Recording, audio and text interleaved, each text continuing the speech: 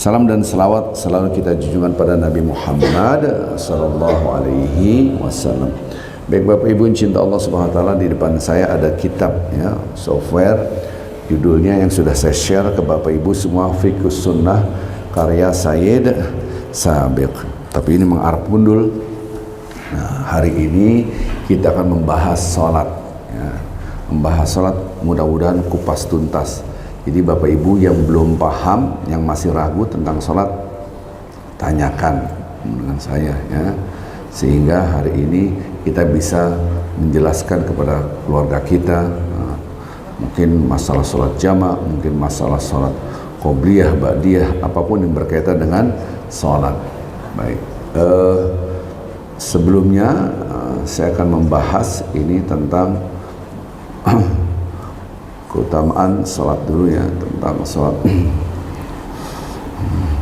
yang akan saya bahas ya, kira-kira yang menjadi permasalahan-permasalahan ya, di dalam kehidupan kita sehari-hari, masalah-masalah apa saja gitu kan. Ini masalah bab sholat ini panjang sekali di sini ya.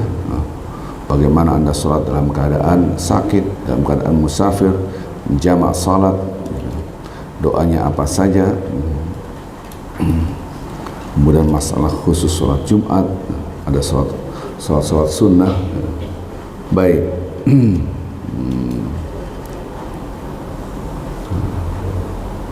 saya akan membahas dulu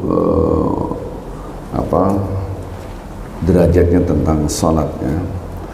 Ra'sul amr al-Islam, Rasulullah bersabda, al-Islam ra'sul amr al-Islam wa amuduhu as-salah wa dharus sanamatul jihad fi sabilillah. Jadi Rasulullah bersabda, inti daripada permasalahan semua adalah kepasrahan, ketundukan kita kepada Allah ya, itu rumahnya.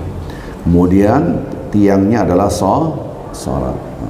Kemudian derajat yang tertinggi adalah jihad di jalan Allah Azza wa Jalla. Nah, ini hadis yang lain, saya akan bacakan hadisnya. Furadatus shalah ala Nabi sallallahu alaihi wasallam laita usriya bihi 50 thumma naqasat hatta ja'alat khamsan. Dulu Rasulullah SAW diwajibkan umatnya salat satu hari 50 kali. Kemudian akhirnya diberikan keringanan menjadilah 5 kali. 5 kali itu maksudnya subuh, zuhur, asar, maghrib dan isya gitu kan. Subhanallah. Maka Anda menjalankan 5 waktu salat dapat pahala 50 hadis riwayat Ahmad, hadis riwayat Nasai, hadis riwayat Tirmidzi dan seterusnya. Dalam hadis riwayat Tirmidzi, awwalu ma yahasabu 'ala al-'abdi yawm al-qiyamah as-salah. Wa in salahat salahat sa'iru amali, wa in fasadat fasadat sa'iru amali. Awal yang akan dihitung oleh Allah Azza wa Jalla nanti di akhirat seorang hamba yang beriman adalah salatnya. Jadi di sini menunjukkan salat itu pancaran seluruh perilaku. Tahu dari mana lihat hadisnya?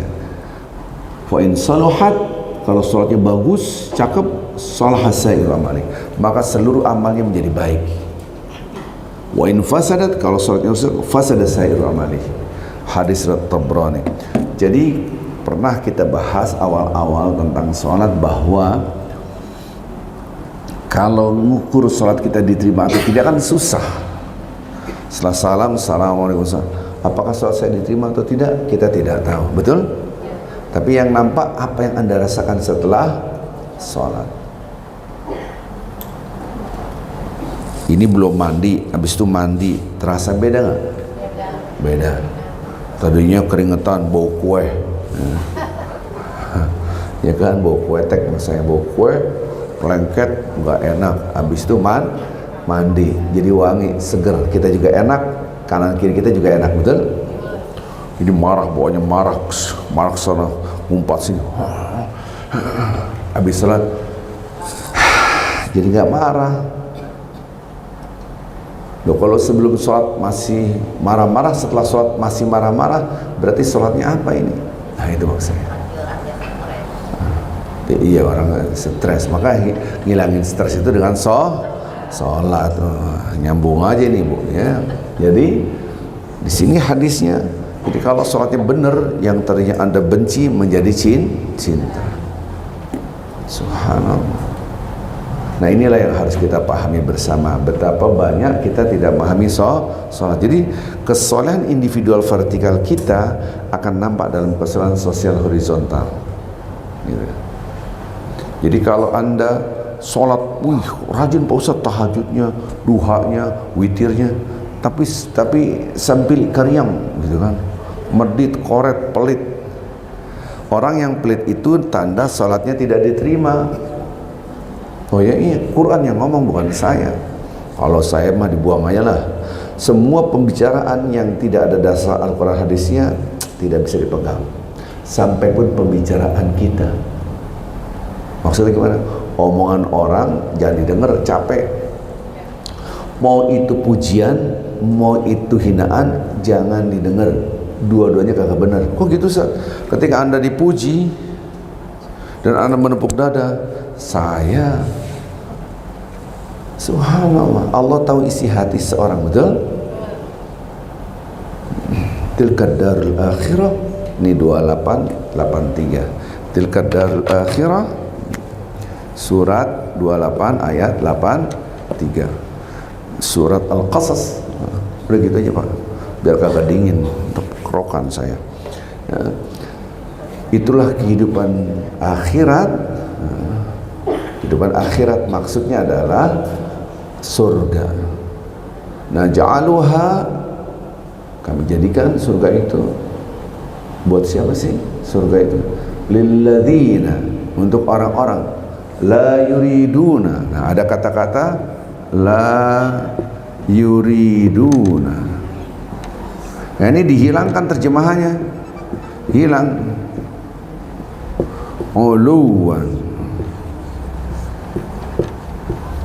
fil ardi wala fasada fil ardi wala fasada wal akibatul muttaqin. Ini terjemahnya hilang di dalam di software di terjemahan buku. Saya terjemahkan la yuriduna itu tidak ada keinginan untuk merasa tinggi dan di muka bumi, dan tidak ada keinginan untuk berbuat kerusakan. Keinginannya hilang. Anda lihat terjemahnya, tidak melakukan kesombongan. Mana keinginannya? Keinginannya hilang. Jadi surga itu buat siapa? Ketika di dunia dia tidak ada keinginan untuk sombong. Ini rumah bagus, mewah.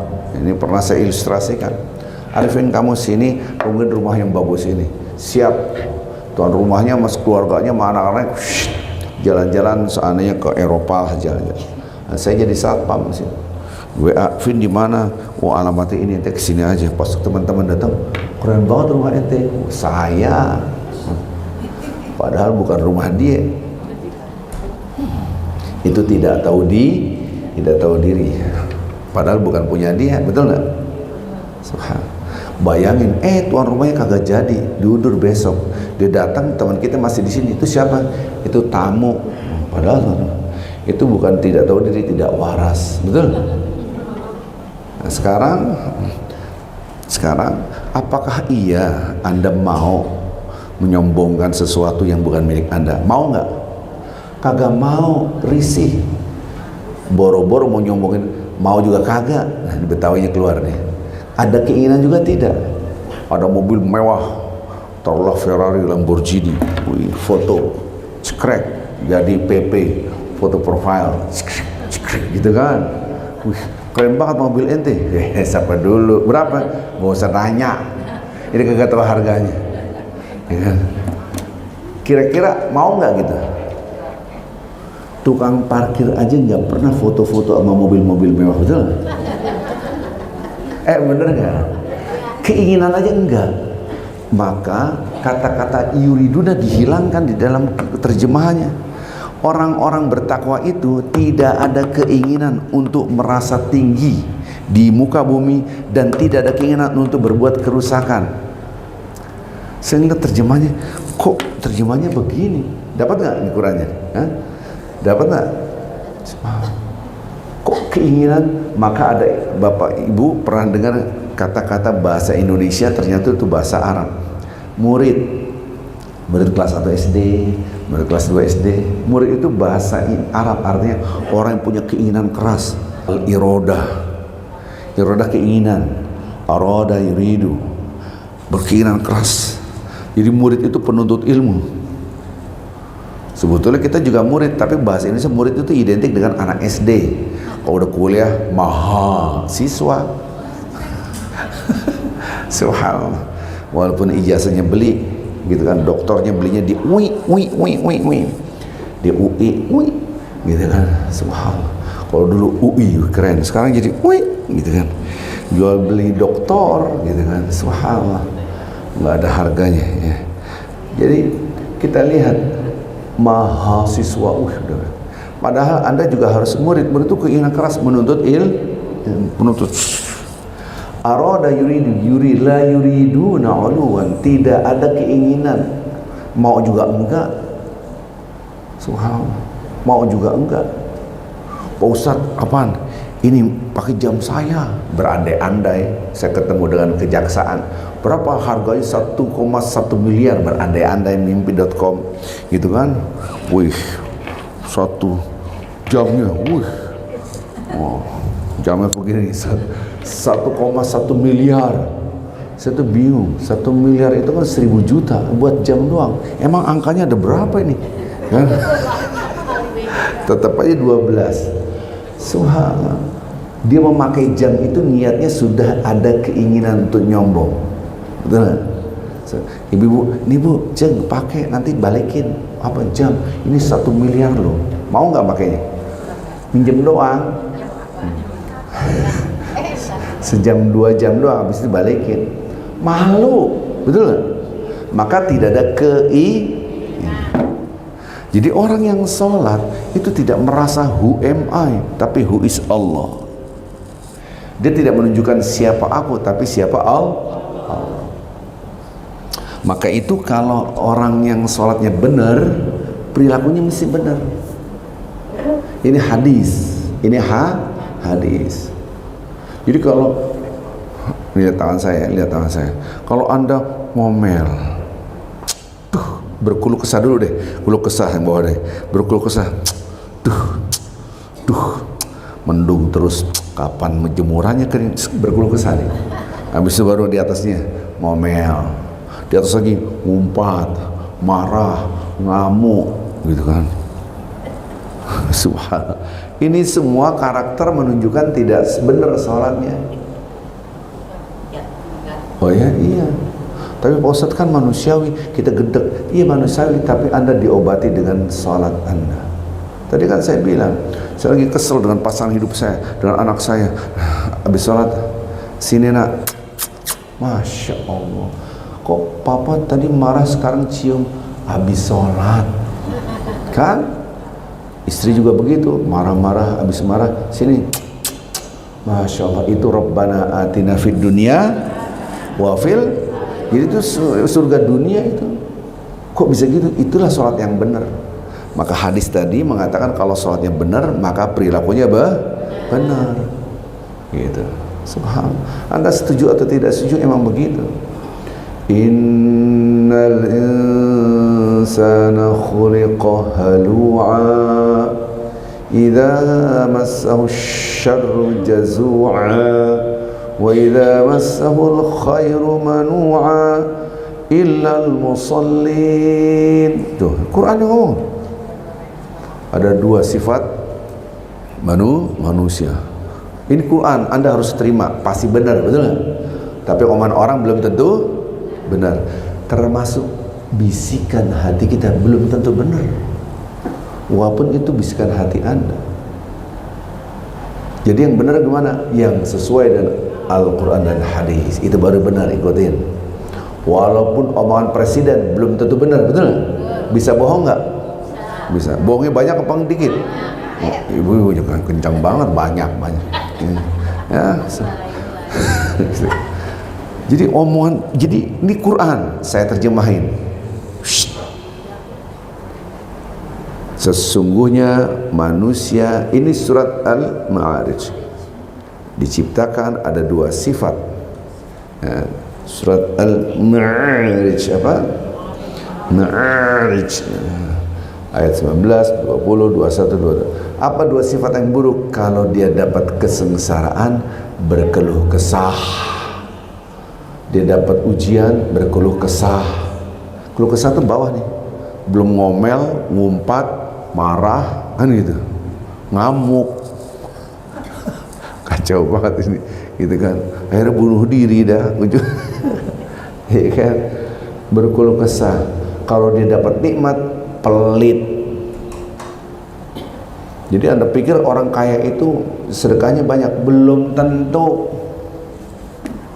Belum tentu. Mobilnya Ferrari, suruh sedekah coba. Belum tentu. Nggak pernah saya cerita, saya ngisi pengajian, mobilnya di showroom apa-apa, Ferrarinya doang. Tua gapat, ada 4 Ferrarinya. Belum lagi Land Cruisernya. Saya bilang, Bu, kita lagi mau bikin masjid amal sekolah di pedalaman. Doain Pak Ustadz, lagi nggak ada rezeki. Nanti kalau ada rezeki, soalnya Ferrari 4 belum ada rezeki, gitu. Ya. Tapi it's okay lah. Gitu. Tahu dari mana? Orang kaya itu semakin pelit. Itu lihat Quran. Surat apa tadi? Ayat? Tuh kan? Udah tahu semua. Illal musallin. Kecuali orang yang sholat. Coba lihat, kok bisa nggak pelit sholat Ustaz? Kalau orang sholat itu lihat tangan saya. Mi'raj. Mi'raj itu naik ke atas. Ma'arij itu tangga ke atas. Kalau Anda sholat itu sedang bertemu dengan yang maha tinggi, maka segalanya jadi kecil karena Anda di atas. Dunia serta aslinya jadi kecil. Ini hitungan menit Anda wafat akan bertemu dengan Allah, kembali pada Allah. Apakah Anda mikirin sertifikat tanah yang harganya mungkin miliaran tanah? Enggak. Anda mikirin mau ke RH dulu, gosok-gosok supaya cantik, mau ketemu malaikat Israel. Ente dari mana? Dari RH. Kok cantik sekali, mau ketemu malaikat Israel? Kan kagak mungkin. Betul nggak? Jadi kalau sudah bertemu dengan yang maha tinggi, semua jadi kecil. Maka Anda sedekah gampang. Ini saya lagi ngumpulin pakaian bekas. Anda pikir ngumpulin pakaian bekas gampang? Susah, saya kasih tahu. Coba Anda jadi panitia saya, jadi tim saya. Ya Allah, ternyata susah. Iya, padahal pakaian bekas. Susahnya. Nggak bisa 1 hari, 2 hari, 1 minggu, 2 minggu, 1 bulan, nggak bisa. Itu pakaian bekas doang. Tentu yang layak pakai, PLP, pakaian layak pakai, belum tentu disedekahi. Tsumma la tus'alunna yawma idzin anin. Jadi, sekecil apapun nikmat akan ditanyakan, bahkan nikmat yang nggak kelihatan. Pertama lagi ditanya, apa tuh? Waktu Anda buat apa hidup? Waktu pun dipertanggungjawab. Jadi ketika kita sholat, perilaku kita baik semua, nggak pelit, sedekah. Anda nggak gampang goyang. Dihina orang. Ya Allah, hidup susah banget.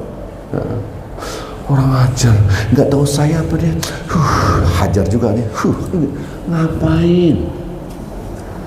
Ngapain sholat? Sholat itu membangun surga 2, bukan hanya akhirat, dunia dan akhirat. Ini hadis. Ya. Jadi please, ini jangan tersinggung ibu-ibu. Gue banget tuh marah-marah. Gue banget tuh, kan gitu tersinggung. Anda akhirnya tersinggung. Yang ngomong ini hadis Nabi. Subhanallah. Allahumma shalli ala sayyidina Muhammad. Jadi ibu-ibu nanti tolong tanyakan hal-hal yang Anda sendiri tentang sholat itu apa yang tidak dipahami gitu. Ini jadi awal akan dihisab. Nah sekarang saya ajarkan cara sholat kayak sukhaz. Berangkat dari hadis tadi. Jadi kalau Anda berdiri, lihat hadis Nabi. Idza qumta fi sholati, kan ini hadis Nabi. Kalau Anda sudah berdiri untuk sholat, sholli sholata muwaddi'in, sholatlah seakan-akan sholat perpisahan. Maksudnya terakhir. Maksudnya habis sholat mati. Masukkan lagi, masukkan lagi, masukkan lagi. Apa yang dimasukkan Ustaz? Anda harus ingat hadis ini. Inilah amalan yang akan dilihat oleh Allah pertama kali. Akan didiagnosa, ini bener apa enggak nih, sholatnya bagus apa enggak, yang akan dihitung. Jadi kalau itu dimasukkan, habis ini mati. Ini pertama kali nih sholat yang akan dihisap di akhirat, ini yang pertama kali. Ya Allah, saya takut sholat tidak diterima. Ada rasa takut tidak diterima, tumbuhlah perilaku hati-hati. Keberhati-hatian itu tumbuh karena rasa takut. Tapi realitanya, Allah Akbar, bismillahirrahmanirrahim, alhamdulillahirrahmanirrahim, ar-Rahman. Salat apa ini? Masa sudah lembaran tipis masih salatnya kayak gitu? Ngerti lembaran tipis ya? Wajah tuh wajah tua. Jadi habis kalau bilang tua nggak enak, bahasa santunnya lembaran tinggal tipis, set, habis itu udah tutup buku dah ya. Ini wajah tuh tua. Jadi kalau Anda sholat tuh harus bagus, harus cakep, karena ini yang pertama kali dihisab. Habis sholat mati, Allah gitu caranya. Jadi ini mengolah jiwa. Jangan sekali-sekali Anda sholat lupa kematian. Kuncinya itu, sholatlah sholat yang terakhir. Itu kata-kata siapa? Kata-kata siapa? Rasulullah. Oh, gimana sih? Jangan-jangan kata-kata presiden lagi? Bukan. Kata-kata wowo? Bukan. Kata-kata Rasulullah sallallahu alaihi wasallam. Awal yang akan dihisab nanti di akhir adalah sholat. Jadi hati-hati. Maka itu udah kesini nggak usah mikirin kucing. Kucing sini. Maka itu ibu-ibu, bapak-bapak perhatiin. Ini kebiasaan saya. Habis sholat itu saya melihat apa yang saya rasakan. Baru ngerti kenapa Nabi ngajarin habis sholat itu beristighfar. Kan assalamualaikum kan istighfar, nggak assalamualaikum alhamdulillah udah sholat ya Allah, nggak begitu. Habis sholat beristighfar, astagfirullahaladzim. Karena habis sholat apa? Mati. Tadi sebelum sholat tadi udah bilang istighfar lagi, istighfar udah. Ampun ya Allah. Kan saya udah bilang habis sholat itu mati, maka itu kita lihat baru ngerti habis sholat itu harus istighfar. Maka itu habis sholat adalah Nah kalau pasti benar. Istighfar tadi udah. Astagfirullahaladzim. Kenapa begitu? Karena habis sholat adalah, nah itu benar. Istighfar lagi. Apa namanya juga ngajar orang sepuh gitu kan. Subhanallah. Ini jangan tersinggung. Nah, kalau tersinggung sholatnya ditanyain gitu. Ngapain Anda tersinggung? Subhanallah. Baru ngomong gitu tersinggung, gimana ada yang ngata-ngatain, menghina-hina. Bagaimana ada yang memfitnah. Anda begini. Oh ya, gitu doang selesai. Puyeng banget. Kemal Atatürk dipuji-puji oleh Barat habis-habisan pada 1924, 100 tahun yang lalu. Dia bangganya menghancurkan Islam, pemahaman sekularisme, dibanggakan, dipuji, seluruh dunia memujinya karena hancurnya khilafah Utsmaniyah. Habis. Sekarang itu jenazahnya tidak bisa dikubur. Pernah dengar ini? Udah saya nggak usah cerita. Ya, karena aku udah pernah. Sekarang udah pernah, nggak usah cerita. Ya udah belum. Tadi emang belum. Tadi dengar nggak? Ya semua. Kalau cerita mau senang banget. Ini jenazahnya ini tidak diterima bumi. Padahal itu presiden. Subhanallah.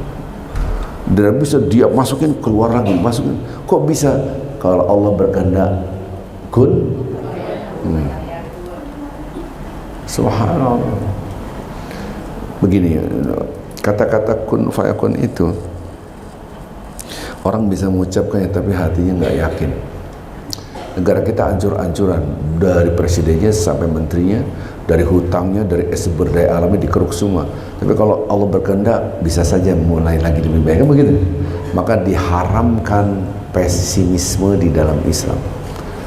Termasuk Anda melihat lembaran hidup Anda pesimis, haram. Ayo bangkit, karena ada Allah, berdoa. Di kalimat oke ini intermezzo. Akhirnya apa? Dikeluarkan, dimasukkan di batu-batuan, di gunung, ditumpuk-tumpuk. Setelah sekian tahun dicoba lagi dikubur, nggak bisa juga. Akhirnya ditaruh di museum, beratnya berapa puluh ton, ditutup itu. Tapi bau busuknya sampai sekarang nggak hilang-hilang. Jadi kalau Anda masuk museum, baunya harus siap pakai ini. Sampai sekarang Allah menunjukkan bagaimana kekuasaannya. Subhanallah. Maka itu kalau Anda dipuji, dihina, nggak ngaruh. Mulia atau tidak mulia bukan di mata manusia.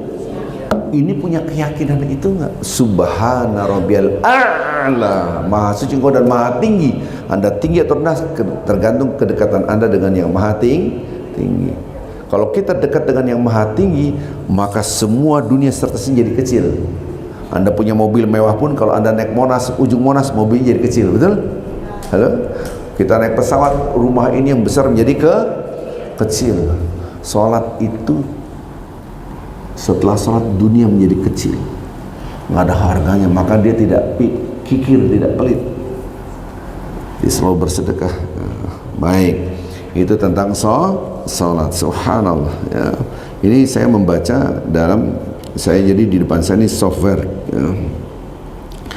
Nah sekarang kita bahas orang yang meninggalkan salat. Maka di dalam hadis ini bainal rajul wa bainal kufur tarkus shalah. Perbedaan orang beriman dan tidak beriman yaitu kekafiran, yaitu salat. Kalau dia meninggalkan salat dalam hadis ini, maka dia sudah masuk dalam kekufuran. Dan kita tidak boleh ngejudge orang nggak boleh judgment, itu nggak boleh. Ini adalah hadis Rasulullah sallallahu alaihi wasallam. Subhanallah.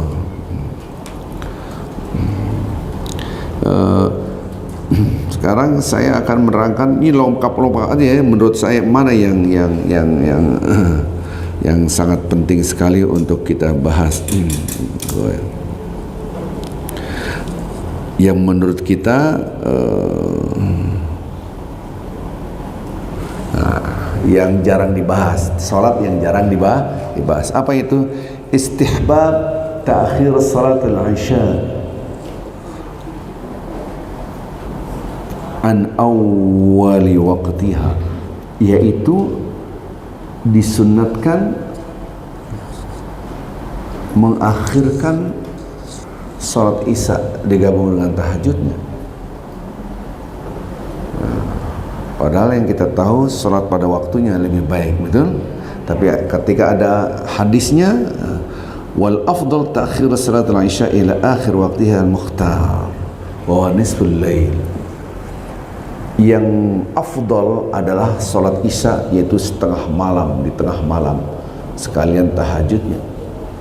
Ini yang jarang dibahas. Hadis Aisyah. Hadis Aisyah ini diriwayatkan suatu hari Rasulullah SAW setelah tengah malam dia tidur. Ahlul masjid tidur, semua tidur, di masjid juga tidur. Kemudian Rasulullah SAW keluar untuk menjalankan salat. Innahu liwaqtiha laula an asyqa ala ummati, hadis Muslim dan Nasai. Kemudian bangun tengah malam barulah salat bersama sahabat. Rasul mengatakan inilah yang waktu yang paling baik untuk salat isya. Kalau lanjutkan, belum selesai.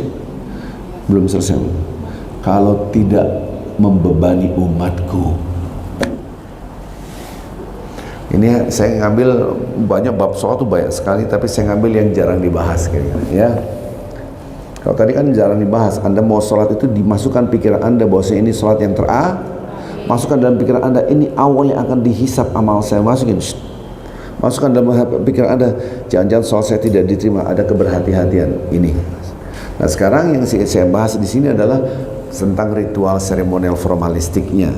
Hadis Rasulullah SAW meriwayatkan Muslim, meriwayatkan Nasa'i. Inilah waktu sholat Isya yang terbaik kalau tidak membebani umatku. Subhanallah. Tapi kalau bawanya tidur ngorok sampai subuh, jangan coba-coba. Karena ini hukumnya wajib, gitu kan. Jadi istihbab at-ta'khir wa afdaliyatu anna Nabi sallallahu alaihi wasallam taraka al-muwadhabah alaihi lama fihi min al-masyaqqah al-muslim. Tapi memang tiap hari begitu Nabi? Tidak. Kok gitu? Katanya afdal, tapi Nabi enggak tiap hari begitu. Ada kan bertanya, betul enggak? Halo? Ini jangan sampai salah Bapak Ibu, nanti Anda keluar di sini salah paham, nanti nyerangin salah, gitu kan?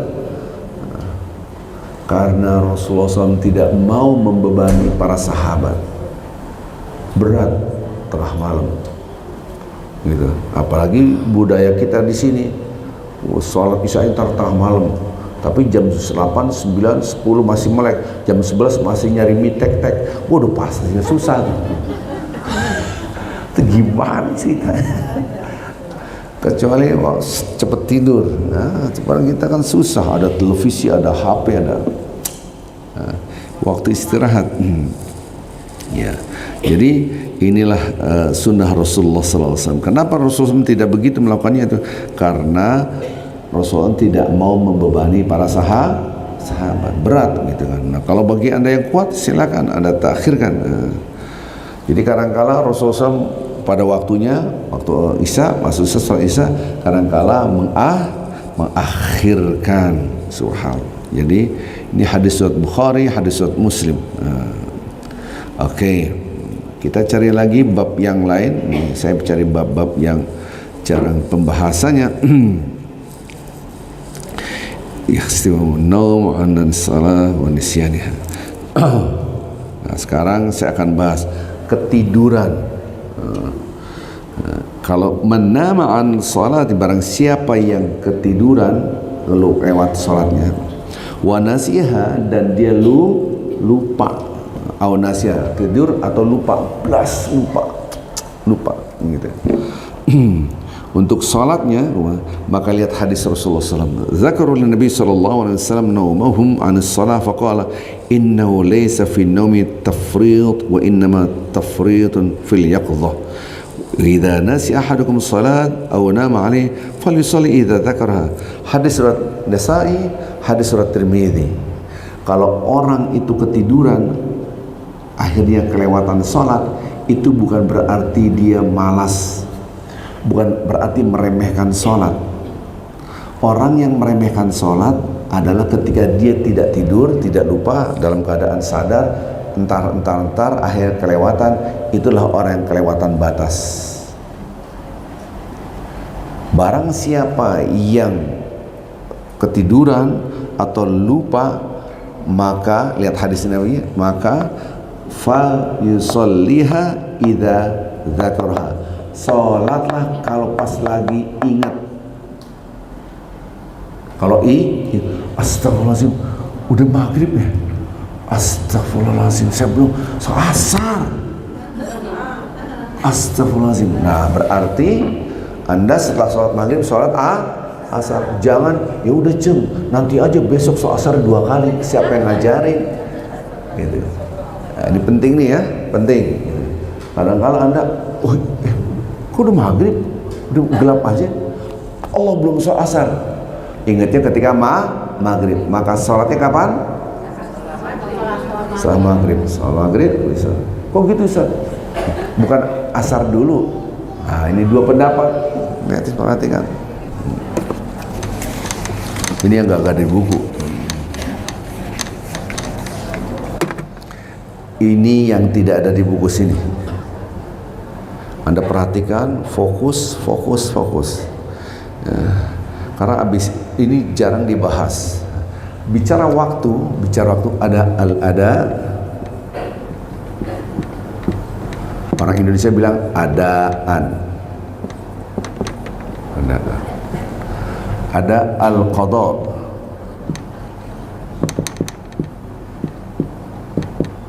Orang Indonesia bilang qadhaan.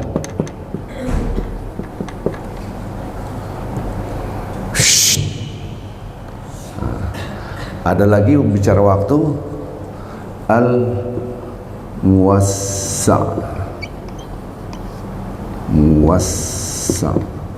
Ada lagi al-mudayyiq. Oke, satu-satu sini bahas.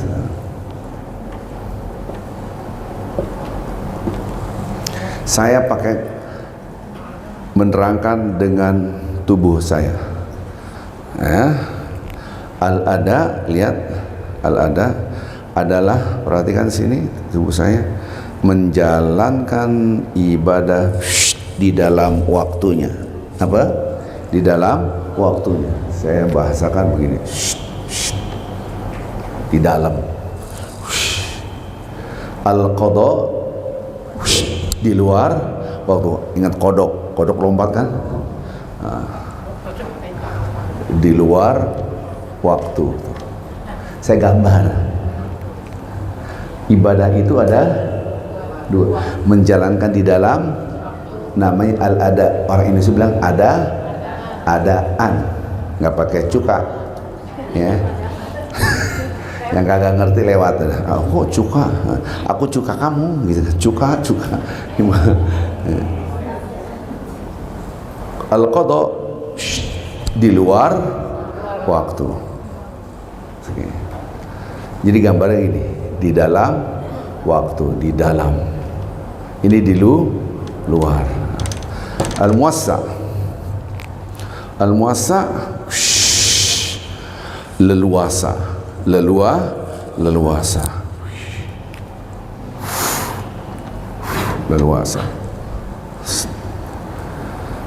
Al-mudayyiq sempit.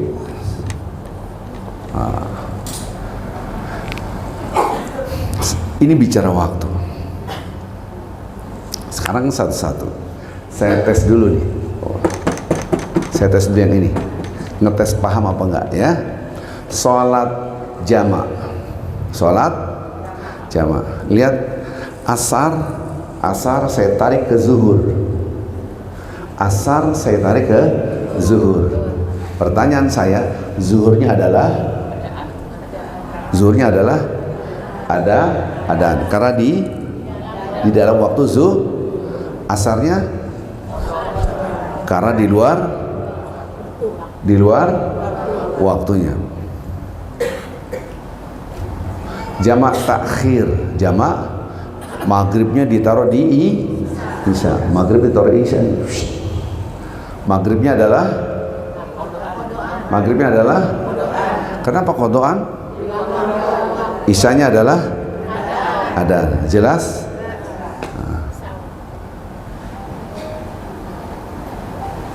Astagfirullahaladzim, maghrib. Ini maghrib, iya udah. Astagfirullah, aku belum masuk asar. Maka maghribnya adalah qadhaan. Maghribnya adalah karena di dalam, asarnya adalah. Kok Pak Ustadz jamak asar sama maghrib? Saya kagak jamak, orang konteksnya beda. Konteksnya dia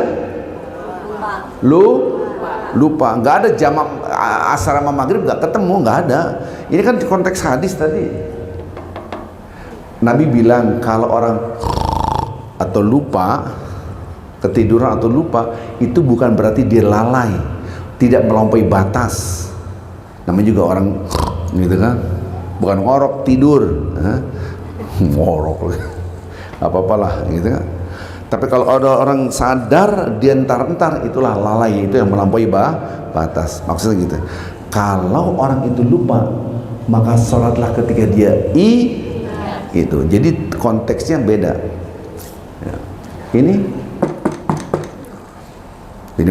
penting. Muwassar, leluasa. Mudayyak, sempit. Saya masuk masjid, mau sholat subuh, baru masuk, qomat, Allah Akbar, saya belum sholat qobliyah, belum sholat apa? Qobliyah. Maka qobliyahnya sempit, udah mepet banget. Gimana? Maka ambil lagi sholat yang sholat subuh dulu, habis itu ada mengqadha. Sholat apa? Qobliyah dikerjakan setelah subuh, itu namanya qadha. Rasulullah SAW sholat subuh di balik arah. Jadi kalau habis jadi imam harus ngelihat ke makmum. Anda jadi imam, habis kalau laki-laki imamnya kan di depan, kalau perempuan sejajar. Kalau imam di depan, nanti habis sholat ngadep kepada makmum. Paham ya? Ada yang sholat setelah sholat subuh. Nabi nanya, ini sholat apaan? Karena diharamkan sholat setelah subuh. Rasulullah diingatkan sahabat, ya Rasulullah, dia sholat qobliyah subuh, namanya qadha. Nah, jelas niatnya qobliyah subuh, qadhaan.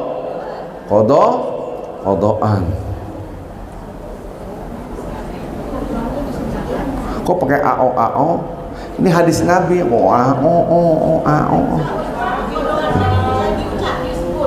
Apa? Ibu, bapak, lafaz niat itu di hati sebetulnya, bukan lafaz. Tapi kalau Anda melafazkan boleh, tidak dilafazkan juga boleh. Nanti ada wudhu nih, azan, apa ya Anda niatnya sholat tarawih, kan kagak mungkin, zuhur lah. Ketika kita berwudhu niat ini sholat zuhur, niatnya di mana? Dalam hati. Tapi Anda lafazkan usolli sholat zuhri makmuman adaan, kan gitu kan, mustaqbil kiblati lillah, itu boleh. Anda tidak ungkapkan juga boleh. Nabi tidak mengungkapkannya, cukup di dalam hati. Kadang-kala kita bingung, ada nggak sholat nggak ngikutin doang? Iya, ketika haji di Padang Arafah itu kan ribuan manusia. Imamnya siapa? Nabi Muhammad SAW ketika Nabi haji. Halo, yang pernah haji, yang belum haji, mudah-mudahan kita doakan haji insyaallah. Amin ya rabbal alamin ya. Amin ya rabb. Ya Allah, jadikan orang yang hadir di sini yang belum haji, Engkau hajikan ya Allah, hajikan. Amin ya rabbal alamin. Sahabat bingung, ini sholat apa? Tiba-tiba Rasulullah sholat 2 rakaat salam ketika zuhur. Sholat 2 rakaat salam ternyata jamak takdim. Asar ditaruh di zuhur di awal, takdim. Zuhurnya adalah asarnya adalah qadhaan. Jadi sahabat tidak tahu, ikut aja deh. Udah sah. Padahal sahabat kagak tahu ini Nabi soal apaan, udah ikutin aja. Ternyata sholat zuhur sama asar sah. Ikutin imam. Apalagi lafaz waktu itu tidak ada lafaz usolli sholat. Ada sebagian ulama, sebagian ustaz mengatakan bidah. Saya tidak mengatakan bidah, kejam sekali ya. Sekarang muwassa dan mudayyak, saya masuk masjid sebelum azan subuh, kemudian saya zikir, saya sholat tahiyatul masjid, saya zikir, datanglah azan subuh, Allahu Akbar. Betul nggak? Lihat tangan saya. Waktu sholat subuh adalah apa ini? Leluasa. Sementara qobliyah subuh adalah sempit waktunya. Halo? Kan masih lama sholat subuh. Padahal Ini pelan-pelan, banyak orang salah. Padahal wajib dan sunnah ketemu tuh. Maksudnya gimana? Sholat subuh wajib nggak? Sudah waktunya belum? Udah azan, udah waktu. Masih. Lah kan tadi udah saya cerita udah azan. Pakai ribut. Kan tadi saya bilang Allah, kan tadi denger nggak? Saya tadi pura-pura azan dulu. Loh kalau azan sekarang orang bingung jam berapa? Azan duha kali. Kan inyong tadi saya coba kasih contoh. Saya tidak bisa bahasa Jawa. Serius banget, santai aja. Kan saya cerita tadi ada azan, ya kan? Allah Akbar. Waktu masuk salat waktu berarti sudah waktu sudah datang wajib, betul? Ini wajib. Tapi di situ ada sunnah dan wajib. Ketemu. Sunnah dan wajib ketemu. Tapi wajibnya itu apa? Muwassa', apa? Leluasa. Sementara sunnahnya adalah mudayyaq, apa? Mudayyaq. Maka yang subuh dulu, qobliyah subuh dulu, yang sunnah dulu. Ya udah qobliyah. Subhanallah. Ada orang baru datang, cik. Wah, ada 3 sholatnya nih. Habis wudhu, masuk masjid, qobliyah subuh. Halo? Ada 3 pertama apa? Habis wudhu, masjid ntar, wudhu dulu. Nah, syukur wudhu, yaitu habis sholat, habis wudhu, sholat masuk namanya tahiyatul. Kemudian sholat sebelum subuh namanya qobliyah. Berapa sholat? Anda 2 rakaat, niatnya 3.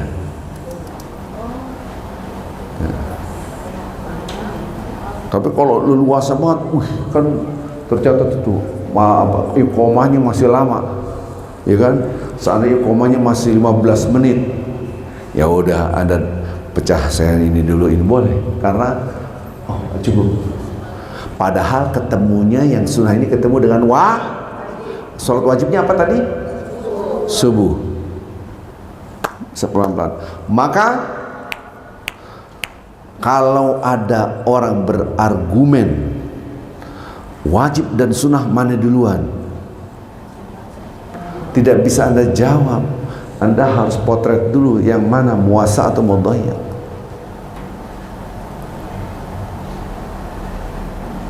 Kalau ini muwassa, ya bisa jadi yang sunnah dulu. Karena sunnah mempet. Seorang wanita datang bulan. Ya, ini udah nggak datang bulan semua sini.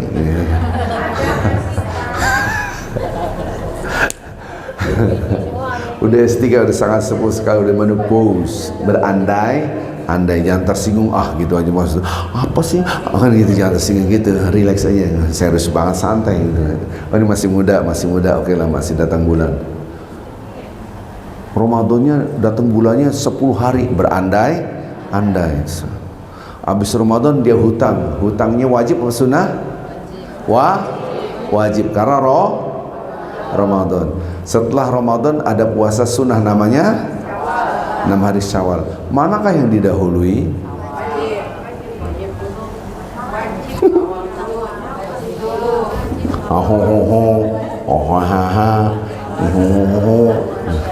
Saya tanya, emang haidnya cuma Ramadan doang terus di Syawal kagak haid? Ada juga. Maka Syawalnya itu masuk muwassa' atau mudayyaq? Mudayyaq.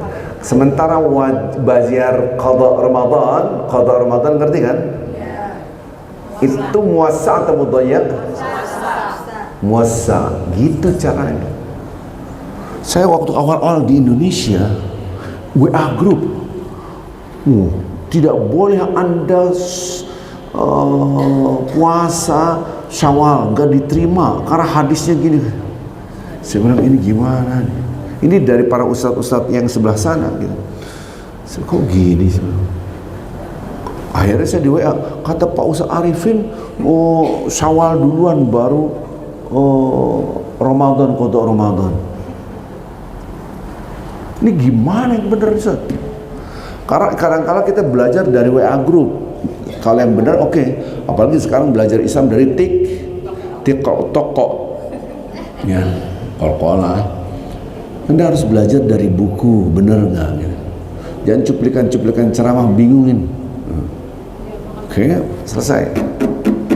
Kalau ada ustadz mengatakan harus wajib Ramadan dulu, baru sunnah, tanya ustadz itu gini, Ustadz berandai-andai, antum bilang harus wajib dulu berarti bayar Ramadan baru Syawalan. Syawalan itu kalau pakai ini bingung deh. Ya. Tanyanya gampang. Aisyah itu waktu menikah itu kan belum menopause, muda banget, ya kan? Halo, dia datang bulan Ramadan, datang bulan nggak? Masa kagak datang bulan? Iya datang bulan lah, masa bulan penuh kagak datang bulan? Pasti ada datang bulan, betul? Halo, tanya Ustadz, Aisyah itu bayar Ramadannya bulan apa? Tanya. Nah, itu yang salah. Aisyah membayar Ramadannya itu bulan. Kalau ada hadiah umroh saya kasih nih, karena ketahuan nggak ada yang bisa semua gitu. Kalau ada, oke. Bulan Sya'ban. Bulan Sya'ban. Bulan Sya'ban itu bulan keberapa?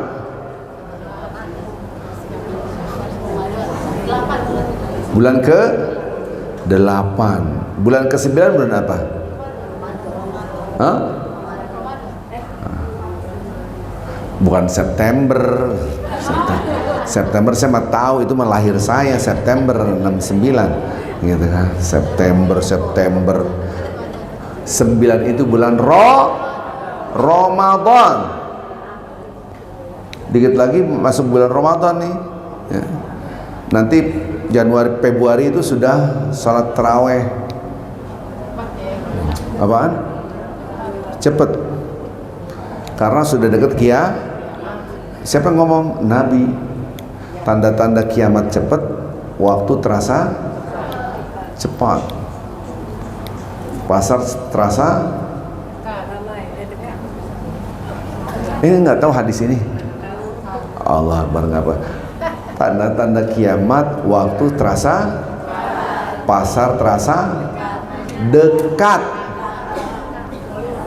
Ini yang biasa shoppingin rojim pura-pura nggak tahu sih. Yang biasa ke mall, tawaf di mall gitu kan. Kan wajah-wajah mall nih kan. Dekatnya kiamat diantaranya waktu terasa Sekarang pasar deket nggak? Di sini deket pasar nggak? Di mana? Di HP gimana sih? Di HP aku di Blok M. Itu di HP Anda pasar semua. Gimana sih Blok M? Di HP Anda itu betul nggak? Gimana? Udahlah nggak usah bahas itu, hadis Nabi.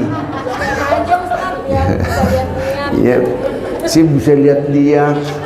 Tuh mama begitu, nggak di sini nggak bisa lihat, kalau di mall bisa lihat-lihat. Betul, ibu jujur, cocok jadi ketua KPU. Jadi jujur banget ibu, senang saya orang jujur. Ya. Jadi ketika ini berbicara tentang tentang sholat ya, ada waktu yang muassa', ada waktu yang mudayyak, ada waktu yang leluasa, ada waktu yang Nanti ketika Anda Syawal, bagi yang belum menopause, dia akan datang bulan lagi. Maka waktunya mepet. Maka diprioritaskan puasa Syawal. Karena waktunya mepet, mudayyak. Terus qada Ramadan itu leluasa nggak? Leluasa. Setelah Syawal bisa, yaitu bulan Zulqa'dah, Zulhijjah. Ampun, nggak apa-apa, yang penting ngoceh aja ngomongnya dah. Setelah Zulqa'dah, Zulhijjah nggak bisa, bulan Safar, Muharram. Udahlah, udah nggak apa-apa. Mualaf semua sini, mualaf gitu kan. Oke, just kidding, relax gitu, jangan tersinggung, gitu kan. Ya, yang dapat diem aja, aman, gitu. Diem mah kagak tahu, dia kagak tahu mau jawab gitu. Subhanallah. Jadi itu muasa. Gitu. Tadi sholat subuh sudah waktunya azan, berarti waktu sholat subuh, maka berdirilah yang wajib. Karena yang wajib itu leluasa, ambillah yang sunnah dulu. Maka tidak bisa Anda dibenturkan sunnah sama wajib mana duluan. Pasti wajib, pasti gitu kan. Maka ini tidak punya ilmu. Dilihat dulu konteksnya.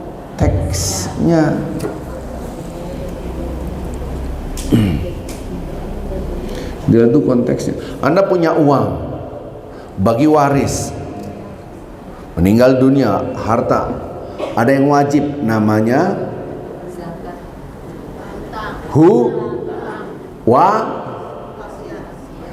hutang dan wasiat. Halo, jangan pakai merem, ini melototnya belum tentu paham.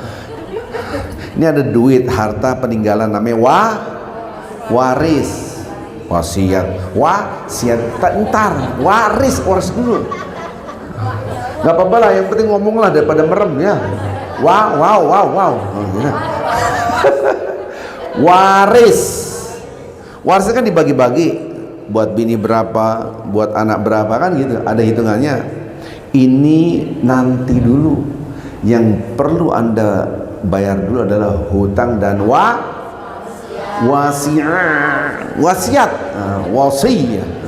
Waris lagi, waris kan udah tadi. Ya Rabbi, kasih kesabaran hamba. Jadi bayar hutang dulu, hutangnya berapa? Bla bla bla bla bla bla. Hutangnya berapa? 100 juta. Duit warisnya cuma 200 juta. Ntar waris nggak ada urusan. Wasiatnya berapa? Bayar 50 juta. Udah sisanya 50 juta. Udah diambil 150 juta. Baru Anda waris. Jangan dibalik. Maka yang wajib dulu. Paham saya? Yang wajib dulu. Dilihat konteksnya. Ada orang kaya banget, terus meninggal dunia, dia ngutang masih X, dia lupa di warteg, dia katanya mau jajanin, pas bayar warteg gak punya duit, pakai duit itu dulu. Berapa semuanya? 50.000. Datang ke ahli warisnya, saya punya hutang 50.000, uangnya miliaran, kasih aja dulu 50.000, kecil. Nah kalau ya udah dibagi waris batalin dulu, ya nggak apa-apa, orang sisanya duit cuma 50.000, karena leluasa hartanya lebih banyak, tidak mepet. Kalau hartanya pas-pasan, tetap hutang dulu dengan wasiat dulu, selesaikan hutang selesai, baru sisanya waris. 50% buat istri, 50%-nya baru dibagi waris. 50% istri dapat 1/8. Anak-anaknya berapa? Laki-laki 2, perempuannya 4. 2 kali 2 sama dengan 4. 4 kali 1 sama dengan 4. 4 tambah 4, 8. Berarti cowoknya 2/8, ceweknya 1/8 gitu. Nah, ini bicara waris, kalian lewat. Maka itu bicara muwassa' atau mudayyak. Nanti azan zuhur, Allahu Akbar, Allahu Akbar, maka waktu wajib sudah masuk, yaitu sholat zuhur. Dan Anda ada sholat sunnah dan wajib. Ketemu nggak? Ketemu. Mana lebih dahulu? Sunnah dulu. Karena apa? Wajibnya leluasa. Jadi sunnah dulu, Ustaz. Iya, sunnah dulu. Sholat 2 rakaat salam. Saya itu 2 rakaat salam. Karena ada berapa rakaat qobliyahnya? 4 rakaat. Ibu-ibu, ini mohon maaf nih, kalau sudah lembaran tipis, ya lembaran tipis, Mbok jangan sholat qobliyah zuhri cuma 2, jangan 4, supaya dapat Istana istri, istana di surga istri. Nggak apa yang penting ngomong aja lah, yang penting ngomong.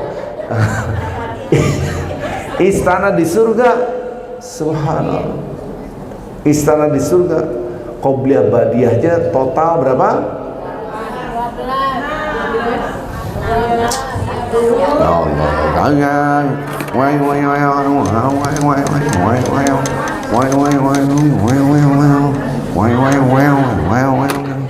Nih lihat nih. Salat subuh, salat zuhur, salat asar, salat maghrib, salat isya. Harus hafal. Nanti saya tes atu-atu. Ya, coba ibu ini ulangin. Ini saya hapus dulu. Coba ulangin. Saya tes atu-atu. Ya. Ini pelan-pelan. Salat sunnah rawatib ini 5 nih. Subuh, zuhur, asar, maghrib, isya.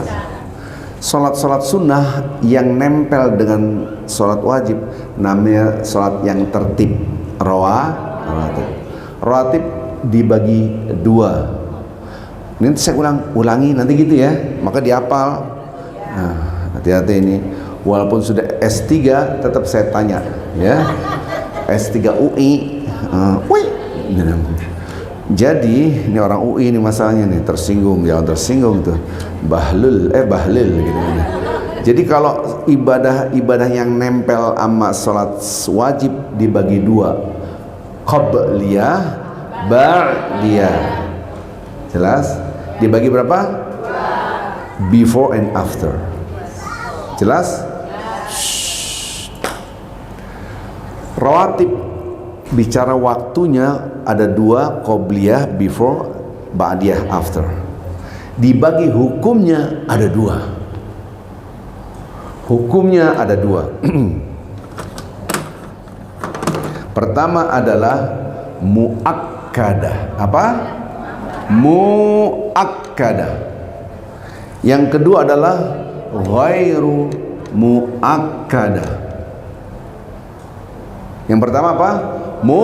Muakkadah. Yang kedua ghairu muakkadah. Muakkadah apa sih Ustaz? Muakkadah itu yang dekat dengan wajib, yang sangat dianjurkan, yang ditekan untuk dikerjakan. Bahasa yang lain, hampir diwajibkan. Kalau ini ghairu muakkadah, ghairu muakkadah, tidak dekat dengan wajib. Sunnah tapi nggak dekat wajib. Saya tanya, sholat sunnah yang nempel sama sholat wajib ada berapa? 12. Ada 2, qobliyah dan ba'diyah. Ya, oke. Kan ada 2. Hukumnya sholat qobliyah ba'diyah itu ada 2. Apa itu? Dan muakkadah. Ya Rabbi, kasih kesabaran ya. Iya sabar.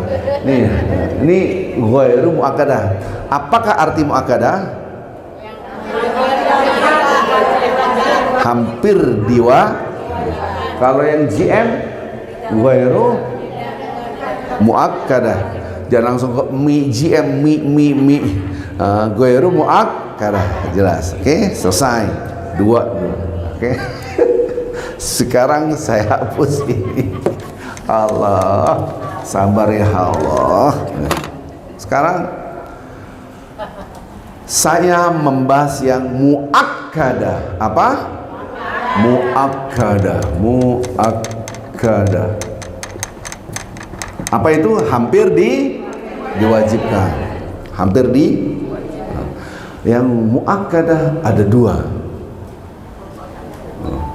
Versi yang 10, versi yang 12. Ya. Yang versi 10, lihat sini. Versi 10 2 terus Versi 10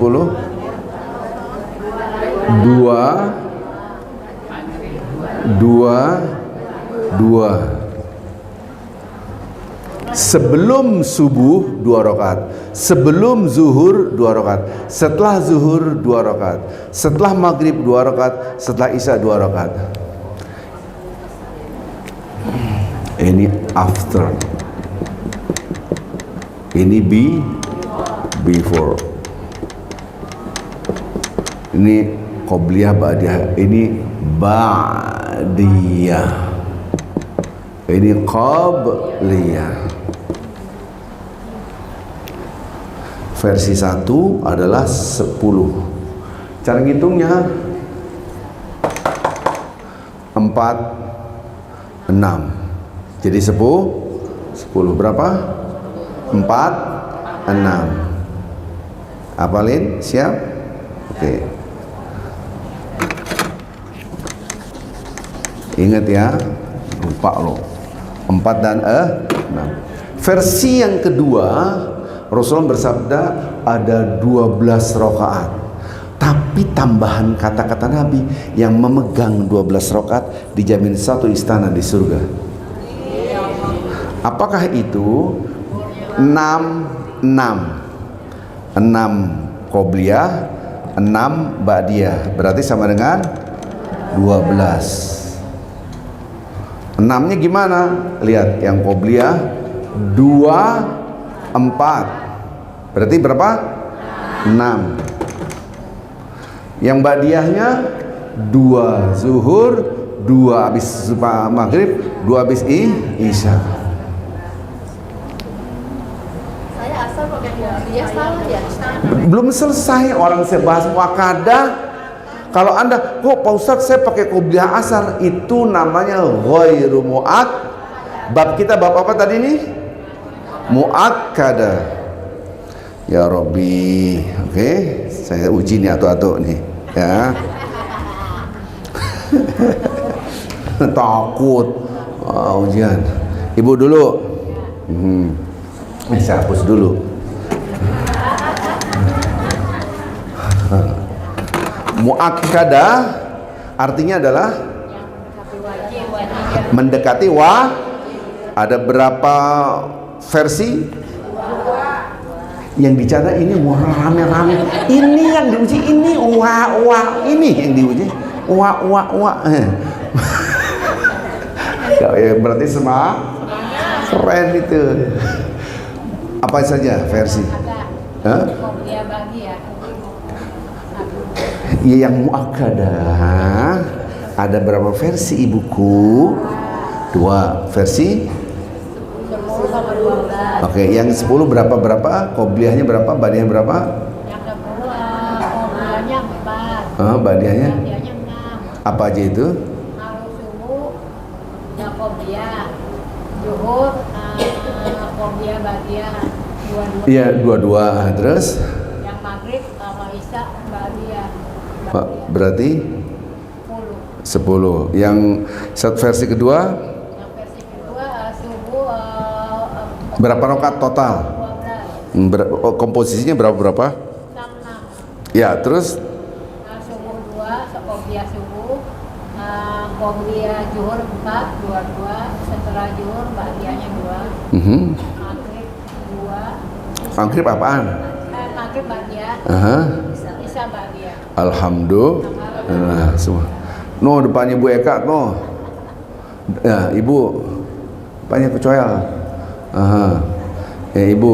Ya Ibu, siapa lagi? Ya. Emang siapa? Oke, Ibu muakkadah 2 versi. Berapa? 10 komposisi qobliyah ba'diyahnya berapa?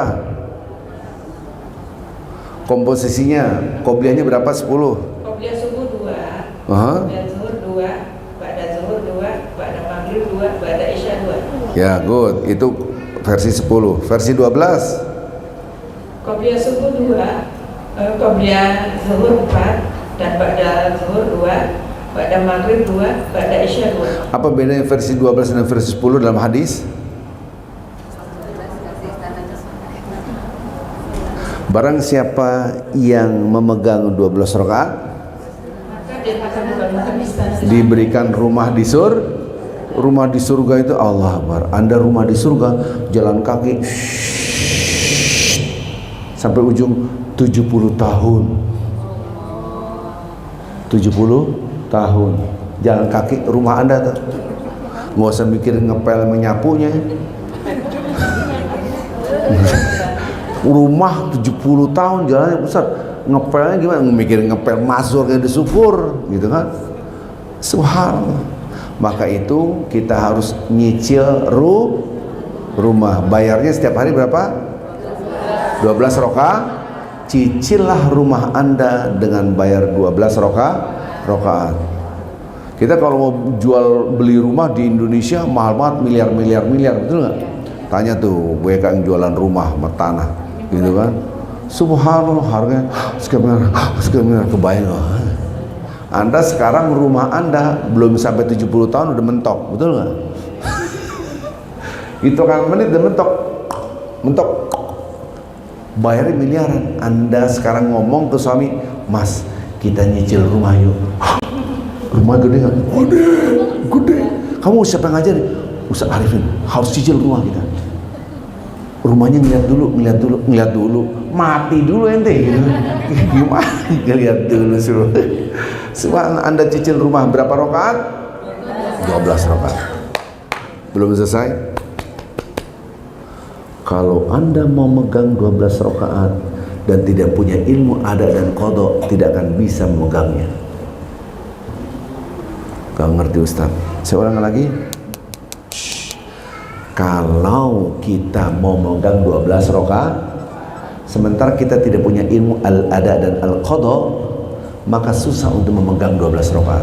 Contoh Ustaz, di kantor ada masjid, biasanya masjid di basement gitu kan, tahiyatul basement nih kan gitu, buat tahiyatul masjid di basement. Anda baru sholat 2 rakaat, tahu-taunya sudah iqamat, baru 2 rakaat qobliyah zuhur, baru 2 rakaat qobliyah zuhur, habis itu Allah Akbar asyhadu misalnya salat zuhur. Berarti Anda ngutang berapa? Apakah yang Anda lakukan duluan setelah salat zuhur? Setelah zuhur, apakah yang Anda lakukan duluan?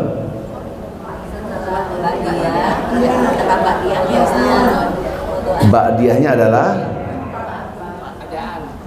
Ba'diyah 4 ya Allah. Ba'diyah zuhur itu berapa rakaat? 2 rakaat. Itu namanya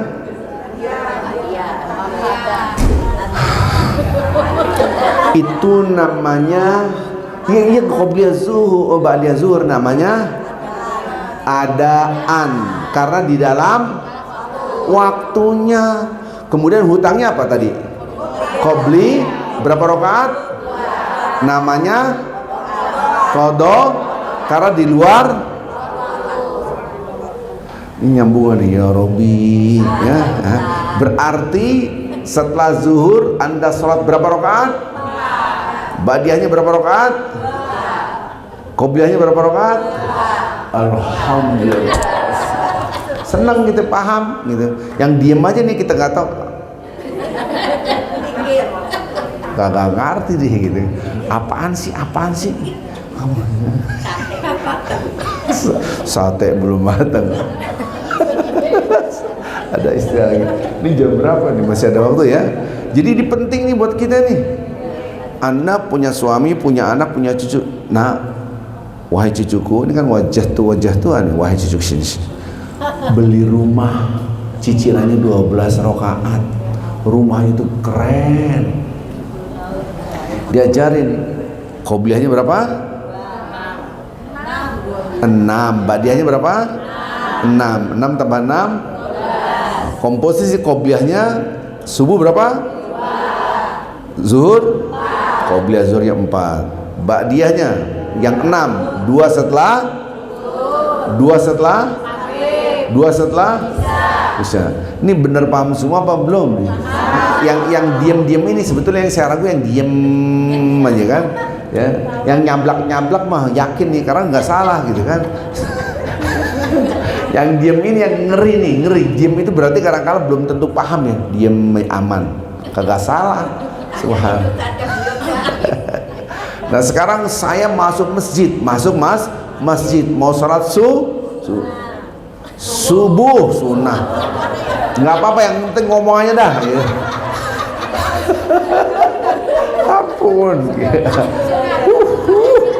Ya Rabbi, mau sholat subuh, gimana?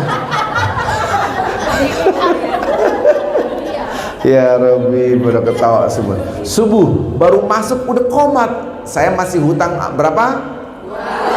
Posisi 2 rakaat adalah hukumnya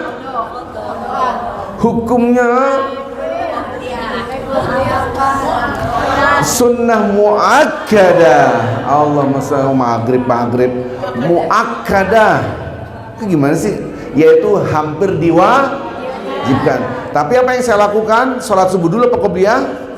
Subuh dulu, karena subuhnya adalah mudayyiq. Udah mepel tok gitu kan. Setelah itu baru qobliyah subuh dikerjakan setelah namanya kodoan. Ini udah dihapus besar, saya nggak mau nulis lagi, udah menulis lagi. Kodoan adalah ibadah di luar, adaan adalah di dalam. Subhanallah. Jadi dilihat konteksnya, dilihat. Nggak bisa Anda adu-adukan. Pak Ustaz, apaan? Kita kalau habis sholat, habis Ramadan, puasa Ramadan, kemudian ada sunnah. Nah, terus kata Pak Ustadz sunnah dulu. Kan dimana wajib ketemu sunnah harusnya wajib dulu. Inyong tahu, tapi dilihat konteksnya. Saya tanya, ketika Anda masuk masjid, kemudian di masjid itu ada azan itu waktu wajib sudah berdiri. Tapi Anda bisa sunnah, masih leluasa, gitu loh maksudnya. Nah sekarang hutang wajib, yaitu karena datang bulan atau sakit. Kayak kemarin saya tuh mengutangi banyak banget ya. Berapa hari ya? 8 hari kalau nggak salah, lebih, lupa saya. Ramadan kemarin 8 hari kalau nggak salah. Karena saya masuk rumah sakit di infus, berarti saya punya hutang Ramadan. Apa yang Anda lakukan dulu? Ya kalau saya Syawal dulu, setelah itu wajibnya kelar, karena qada adalah mengqada Ramadan adalah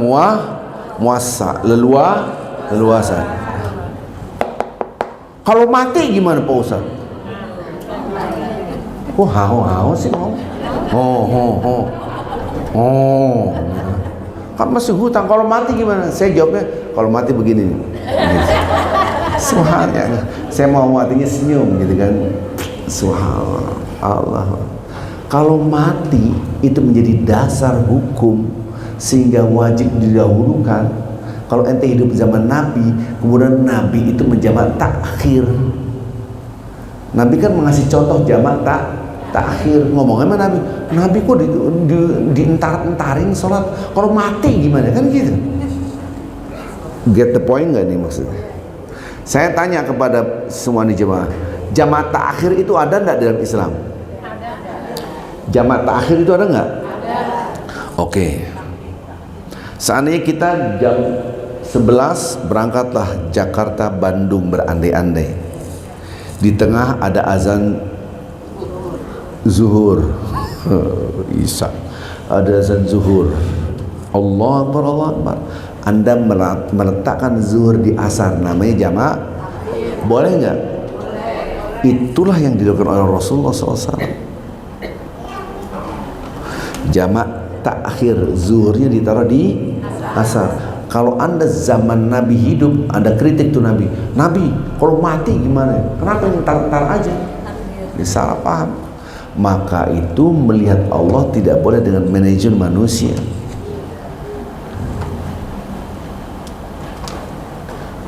Ada seorang jualan tahu. Dia selalu ikut kajian saya, selalu nggak pernah absen. Jualan tahu gejrot. Ya.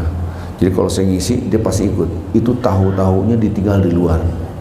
Nggak mungkin bawa tahu ke dalam. Gimana ceritanya? Gerobaknya gede banget. Selalu habis itu. Setiap saya ngisi pengajian. Sekarang saya jarang ngisi pengajian di situ karena macetnya. Ya, ke Rasuna Said, di Rasuna Said. Jadi itu setelah Isya. Kalau saya berangkat habis maghrib udah pasti kagak sampai. Saya waktu itu tinggalnya di Ciganjur ke Rasuna Said. Berangkatnya kapan? Habis asar. Sampai kapan? Jelang azan Isya. Jadi maghribnya pasti saya tempel di Isya. Setiap ngajar di situ. Pulangnya sampai rumah jam setengah 12. Rasuna Said itu tuh sorenya macet, malam juga macet. Kelamaan saya cari ustadz yang lain dekat-dekat sini aja dah. Jadi kalau saya ngisi di situ ada namanya Pak Ahmad. Pak Ahmad itu tuang tahu gejot selalu. Habis itu Pak Ustadz saya mau curhat. Ya silakan. Ya ngapa? Saya itu doa tapi saya tahu diri Pak Ustadz. Boleh nggak doa? Tapi saya malu. Doa apaan? Saya doa, ya Allah aku ingin haji. Tapi saya ngeliat diri saya, ya cuman tahu gejrot, gimana bisa haji. Jadi saya doa itu malu, minta sesuatu yang padahal saya mau haji doang. Saya bilang, itulah Anda pilihan Allah. Walaupun uangnya pas-pasan, tapi mengadakan tangan ke langit, ya Allah aku ingin haji. Apabila Anda wafat dan belum haji, Anda ditulis Anda sudah haji. Dan kebanyakan orang nggak doa, nggak minta. Kenapa? Ya tahu diri lah. Itu salah. Anda please ya Allah aku ingin haji. Oh, begitu caranya. Walaupun haji mahalnya taubatan nasuha gitu. Kan gitu. Yang furoda miliaran sudah setengah miliar gitu kan. Belum lagi kuotanya dijual belikan oleh Menteri Agama kan gitu kan. Subhanallah. Hancur negara kita. Cur hancur negara kita. Subhanallah, uang haji dibawa jalan-jalan ke tahu semua nih. Tahu semua berarti ngikutin tuh. Bayangin uang haji jalan ke Eropa itu diflorkan di DPR lagi, ada videonya. Saya bilang, ya Allah ini dosanya. Itu departemen agama. Gimana departemennya kagak ada agamanya, gitu kan? Parah. Satu-satunya departemen yang clean dari korupsi adalah departemen apa? Departemen store. Ya. Yang ngerti yang nggak udah lewat. Oke lanjut. Ini just kidding. Jadi Anda niat untuk jamaah takhir apabila wafat Anda dihitung Anda sudah sholat. Gitu cara melihatnya. Loh kalau Anda berargu, mengasih argumentasi, nggak boleh diakhirkan yang wajib. Kalau mati gimana? Ya matinya begini, mau diapain masa begini ya. Gimana ceritanya? Kalau Anda niat sudah akan ditulis oleh Allah Anda. Maka itu ketika datang waktu sholat dan Anda niatkan, ya Allah aku akan mengakhirkan, di dalam hati Allah tahu. Maka itu ada jamak takhir. Clear ya? Masya Allah. Dikit lagi. Oke, sekarang tahap pertanyaan bebas. Nanya apa saja tentang sholat. Silakan. Ada yang bertanya, silakan. Ya, saya mau jawab. Ya, saya juga. Gitu. Ayo silakan, yang mana duluan nih? Pak Dwi yang atur lah. Ya, siapa duluan terserah. Ada manfaatnya kita ngobrol hari ini? Banyak. Oke, saya. Silakan Bu Santi. Ya, Assalamualaikum warahmatullahi wabarakatuh. Waalaikumsalam warahmatullahi wabarakatuh. Ustaz, insya Allah kita tiap hari bisa bangun tepat waktu subuh. Tapi ada waktu kalanya kita terbangun agak kesiangan. Nah itu masuk ketika pas waktunya terbit fajar atau sholat sunnah fajar. Waktu terbit Ustaz kan ada tuh kalau di tanah suci. Sunrise. Sunrise kan kalau di tanah suci kita diarahkan setelah subuh berjamaah kita nunggu lagi sampai turun syuruk atau terbit atau fajar. Nah ketika kita di Jakarta atau di tanah air bangun pas saat syuruk. Nah itu sholatnya qobliyah subuh terus fardu subuh, terus habis itu sunnah syuruk, boleh nggak Ustaz? Memang begitu. Oh, makasih Ustaz. Jadi semuanya sudah total kodoan, karena sudah di luar waktu, betul? Totally, berarti Anda bisa tertib. Ya. Karena status ini sholat, ini dua-duanya sudah di luar waktu. Beda halnya apabila yang satu adaan, yang satu kodoan, mana yang diprioritaskan?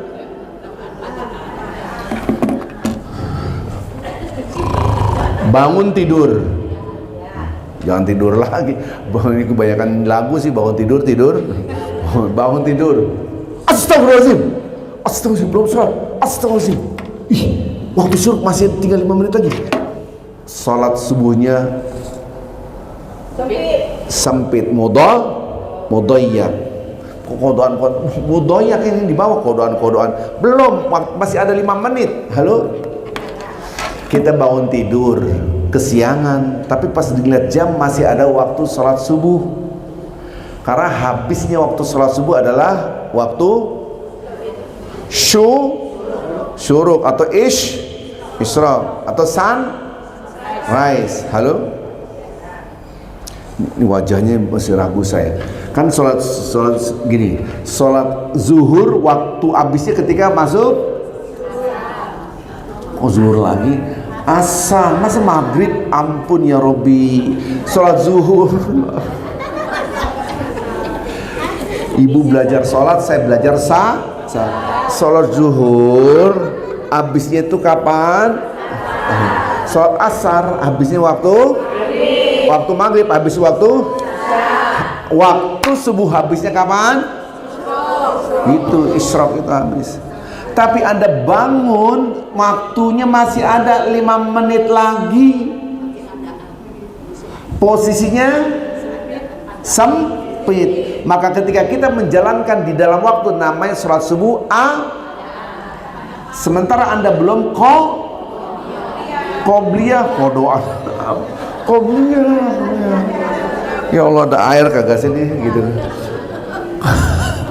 Kan qobliyah itu hukumnya adalah mu'ad. Ini tadi saya belum jelaskan ghairu muakkadah, belum nih. Ghairu muakkadah belum. Kan muakkadah. Ini ya Rabbi, ghairu muakkadahnya belum. Yang ghairu muakkadah ini belum, saya belum menjelaskan. Nah, qobliyah subuh adalah hukumnya muakkadah. Apabila al-ada dan al-qada ketemu, nyambungan nih. Kan ibu tadi cerita tuh, dia bangun waktu subuh masih ada. Berarti ibadah di dalam waktu namanya. Nah, sementara Anda belum berarti kalau Anda ada dan qada, mana prioritas mana? Adaan. Tunggu, adaan baru qadaan. Jadi Anda sholat subuh dulu, adaan di dalam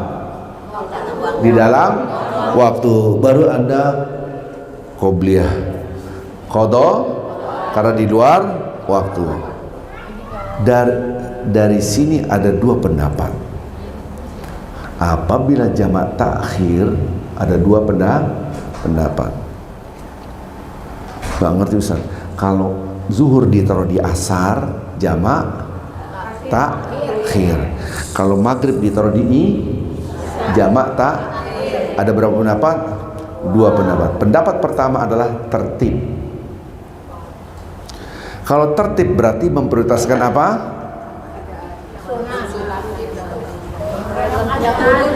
Masya Allah. Ya Rabbi.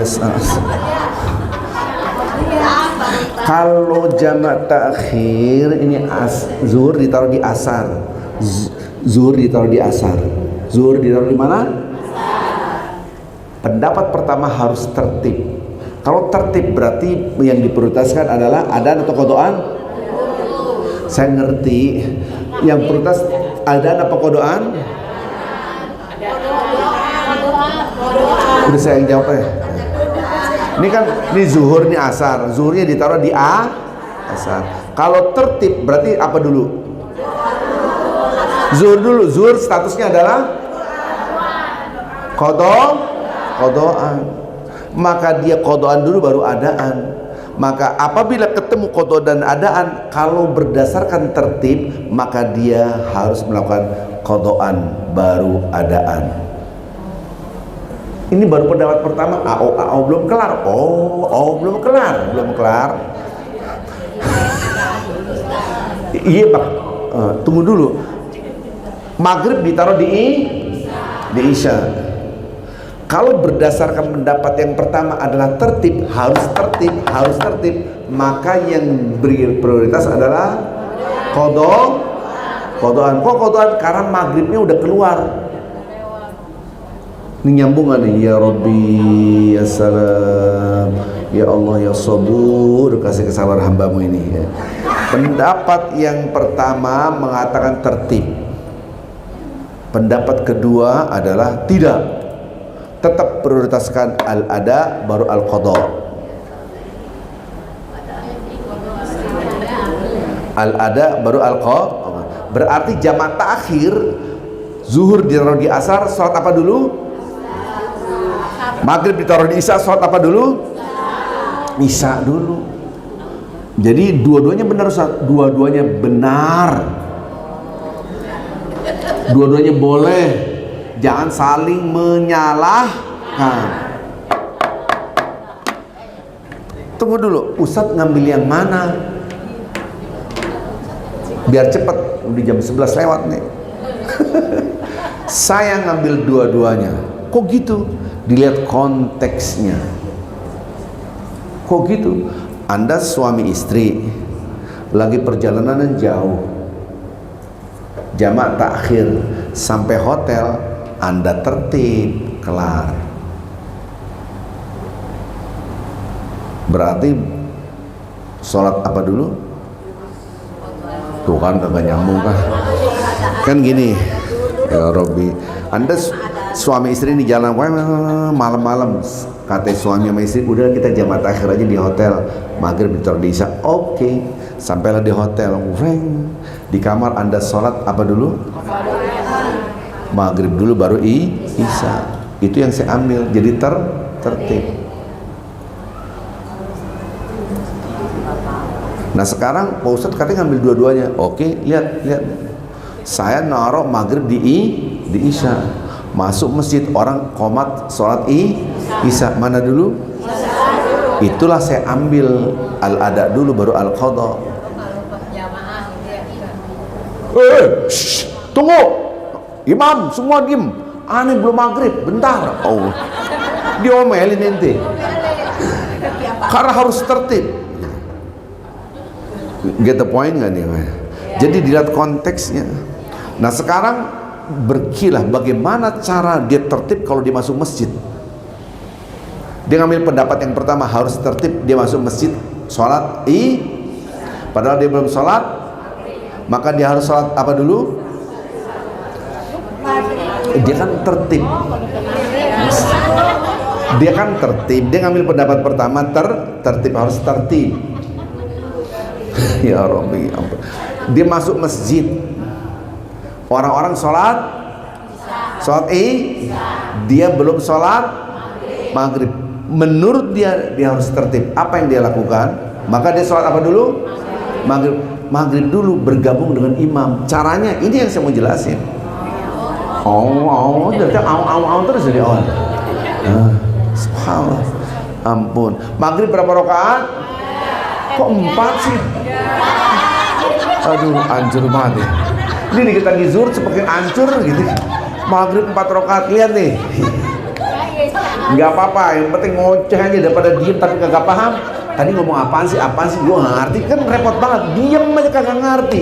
Yang di pojok-pojok nih saya nggak tahu ngerti apa kagak, gitu kan?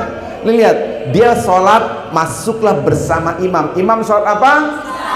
Sementara makmumnya adalah dia belum sholat dan dia tetap berpendapat maghrib duluan. Dia tidak fleksibel, paham maksud saya? Apa yang dilakukan caranya begini. Ini saya ajarin. Sekarang maghrib berapa rakaat? Tahiyat akhirnya ketika rakaat ketiga. Imam tahiyat akhir enggak pada rakaat ketiga? Begitu. Tahiyat awal kedua, rakaat kedua, ampun. Imam waktu rakaat ketiga itu kan berdiri. Dia nggak berdiri. Saya jelasin masalah ribet ini ilmu, ribet. Ini saya jelasin, gimana? Maka ini mau belajar apa mau ribet gini? Maka imam berdiri, betul nggak? Rakaat keberapa? Rakaat ketiga. Sementara makmum ini tetap dikekeh, keuh kalau tulisannya itu kekeh, gitu. 3 rakaat karena dia harus maghrib dulu. Maka rakaat ketiga dia duduk. Gak boleh salam sendiri, belum kelar salam sendiri, sholat sendirian. Nunggu imam masuk rakaat keempat, salamnya bersama imam. Lama-lama. Ini saya ajarin caranya. Kan 2 pendapat, maka saya gak ngambil pendapat. Dia protes sama saya. Tuh, saya ajarin apabila Anda berpegang teguh pada tertib, ya Rabbi. Ini pada protes ke saya sih. Gimana? Kan tadi saya bilang kalau inyong gitu kan pegang 2 gitu kan. Aduh ya Rabbi. Ini ngajar sampai jam 12, terasa ngajar sampai isya gitu. Ibu senang banget. Tawa mulu nih. Tapi Anda dapat ilmunya nggak nih? Jadi ketika imam berdiri, dia tetap duduk tahiyat akhir. Salam. Kapan salamnya? Nunggu imam ketika masuk rakaat. Imam berarti masuk rakaat keberapa? Keempat. Sujud, duduk kemudian salam. Tunggu dulu, saya dulu dia dipotong dulu. Ini aja berkomplain aja nih. Gitu. Tunggu dulu, belum kelar. Assalamualaikum warahmatullahi wabarakatuh. Begitu caranya. Baru dia berdiri sholat. Sholat kalau dia kekeh pendapatnya harus kalau saya ntar dulu. Kalau saya ngambil dua-duanya, kalau Anda masuk masjid. Tapi kalau Anda dalam keadaan tidak lagi terikat dengan orang lain, ambillah yang tertib.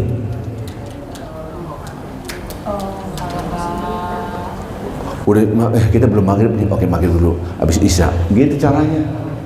Kita belum zuhur nih, belum saat zuhur, udahlah zuhur dulu, habis itu kok isya, zuhur asar, kok isya, zuhur ke isya, ya Rabbi, gundul lama-lama saya di sini.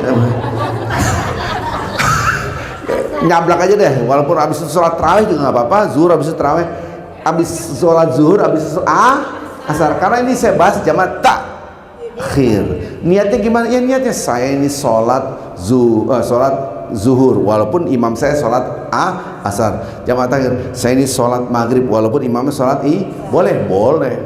Oke? Ya Rabbi.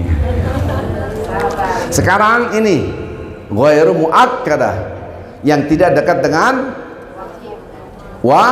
wajib. Subhanallah. 4 2 yang tidak dekat dengan wajib. Setelah zuhur ada lagi 2 rakaat tapi statusnya ghairu muakkadah. Sebelum asar ada 2 salam sebelum asar, tapi status hukumnya ghairu muakkadah, tidak dekat dengan wajib. 2 sebelum maghrib ada. Rasulullah menjelas, sholatlah Anda sebelum maghrib. Kata-kata sebelum maghrib ada 2 pemahaman. Kalau sebelum azan maghrib haram. Kalau setelah azan maghrib ghairu muakkadah. Kalau Anda ditanya apakah hukumnya sholat sunnah sebelum maghrib, tidak bisa dijawab. Kenapa tidak bisa? Kalimat sebelum maghrib ada 2 pemahaman. Sebelum waktunya maghrib itu haram karena setelah asar tidak ada sholat sampai azan maghrib. Kalau pemahaman sebelum maghrib, sebelum sholat maghrib tapi setelah azan maghrib, namanya ghairu muakkadah, tidak dekat dengan wajib. Jadi seluruh sholat itu ada qobliyahnya. Seluruh sholat ada qobliyahnya. Apa? sebelum subuh namanya muakkadah. Sebelum zuhur muakkadah. Sebelum asar ghairu. Sebelum maghrib ghairu. Sebelum isya ghairu muakkadah. Jadi seluruh sholat fardu ada warming up-nya, pemanasannya. Tapi statusnya beda-beda. Jadi ketika Anda di dalam masjid ada orang sholat qobliyah maghrib, jangan disalahin. Ada orang qobliyah isya, jangan disalahin. Ih, sholat apa? Sholat apa? Ente kagak ngerti, dia itu qobliyah status hukumnya tidak dekat dengan wajib. Jelas? Tapi tidak semua sholat fardu itu ada ba'diyah. Kenapa? Setelah subuh haram, setelah asar haram. Itu jelas. Sementara yang ini hampir diwajibkan. Gambarnya kayak gitu. Jadi hukumnya sholat sunnah rawatib ada berapa? Ada dua. Pertama muakkadah, yang kedua ghairu muakkadah. Oke. Ada pertanyaan? Silakan Ibu. Assalamualaikum Ustaz. Waalaikumsalam warahmatullahi. Misalnya nih kita lagi sholat zuhur. Takutnya nih asar nggak ketemu nih, takut macet gitu ya Ustaz ya. Boleh kan kita kita langsung setelah sholat zuhur kita langsung sholat asar? Emang kudu begitu? Emang harus begitu? Enggak, tapi belum ada waktunya. Karena takutnya kita Inyong ngerti Inyong, itu kan waktu zuhur semua. Belum ada waktu asar. Emang begitu, emang aturannya begitu. Maka seorang muslim harus visioner. Anda mau jemput anak itu sebelum asar, tapi dari sekolah sampai rumah macetnya taubatan nasuha sampai maghrib di rumah. Maka caranya Anda sebelum jemput anak, sholat zuhur plus sholat asar. Jemputlah anak sampai rumah maghrib, nggak ada masalah. Apaan? Hah? Wah, harusnya ditanya dari tadi pagi ini. Jamak tidak ada kaitannya dengan jumlah jarak. Ingat itu.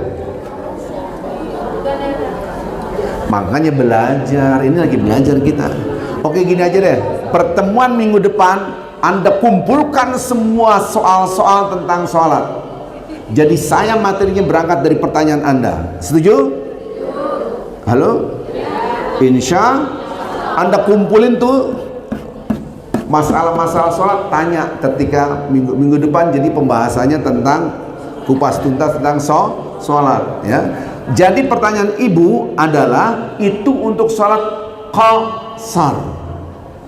Barulah bicara jarak. Kalau bicara jamak itu tidak ada kaitannya dengan harus safar. Anda tidak safar pun bisa dijamak. Di satu tempat pun boleh dijamak, boleh. Gini, baru tahu, makanya saya kasih tahu. Minggu depan Anda kalau punya duit, bawa bukunya Fiqhus Sunnah karya Said Sabiq. Halaman sekarang kita baca, oh iya bener, oh nggak harus safar, oh ada kelihatan. Jadi bukan katanya lagi harus pakai buku. Bawalah buku Fiqhus Sunnah karya Said Sabiq. Bawa bab yang pertama tentang sholat, bawa bukunya.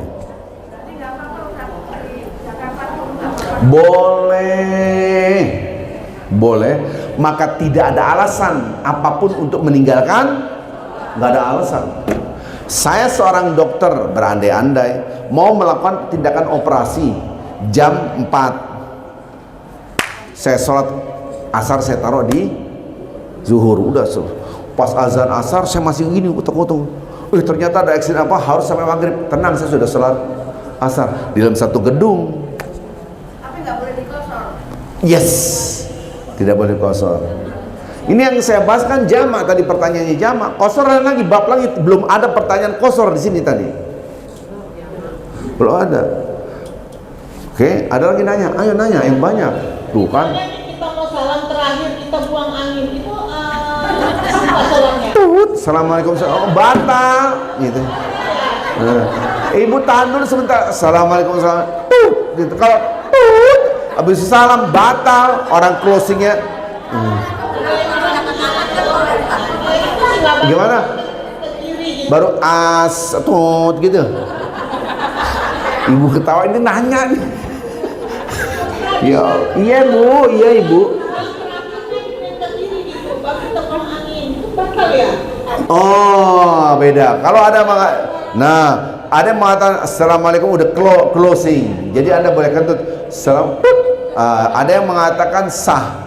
Tinggal sekian detik doang, masa kagak bisa tahan gitu. Tapi apabila pes gitu. Ini mohon maaf ya, ibu-ibu yang dikit-dikit kentut, Anda periksa GERD. Kalau enggak, Anda mungkin sorry maaf, ada jinnya mungkin ya. Jadi jin itu masuk dalam perut, dikit-dikit kentut. Coba perhatikan, kalau emang karena medis, Anda minum lemon, banyak minum lemon, itu hilang nanti insya Allah. Ada lagi? Itu kayaknya banyak. Insya Allah minggu depan kita kupas tuntas lagi tentang sholat, mau kosornya, mau apapun namanya ya. Anda kumpulin soal apa, pertanyaan-pertanyaan tentang sholat. Silakan. Assalamualaikum warahmatullahi wabarakatuh. Waalaikumsalam warahmatullahi wabarakatuh. Kadang saya kalau habis maghrib suka ngantuk. Suka ngantuk? Ya. Kalau saya sih kagak suka. Kalau sekarang tidur. Aha. Nah, saya kebangun jam 12. Saya itu apa setengah malam itu. Cakep, itu cakep Ibu. Ibu cakep, keren. Kenapa?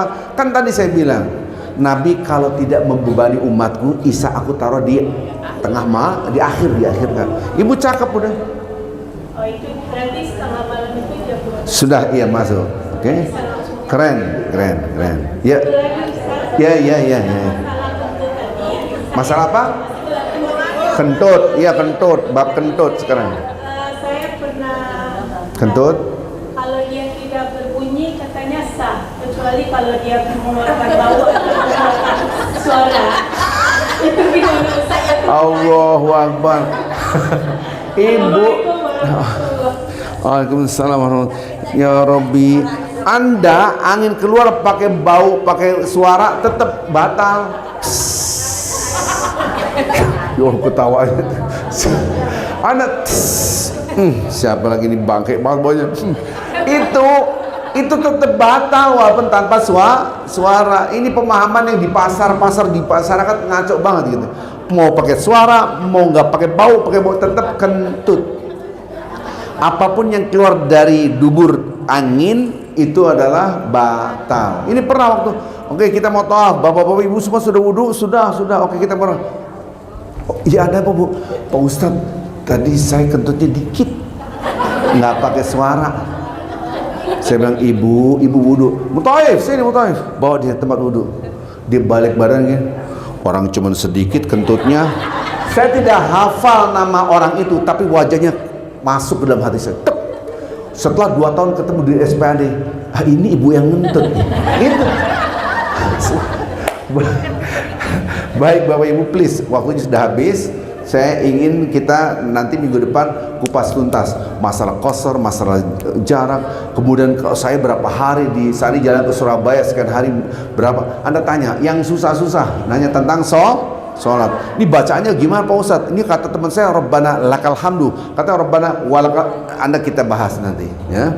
Harapan saya Anda bawa buku apa? Fikih sunnah, catatan karya saya Sabik bab sholat, bawa buku catatan ya? Fikih sunnah karya Said Sabik Said Sabik ya. Kita tutup dengan kafaratul majlis. Subhanakallahumma wa bihamdika asyhadu an la ilaha illa anta astaghfiruka wa atubu ilaik. Semoga ada manfaatnya. Insyaallah ada manfaatnya ya. Assalamualaikum warahmatullahi wabarakatuh. Waalaikumsalam warahmatullahi wabarakatuh.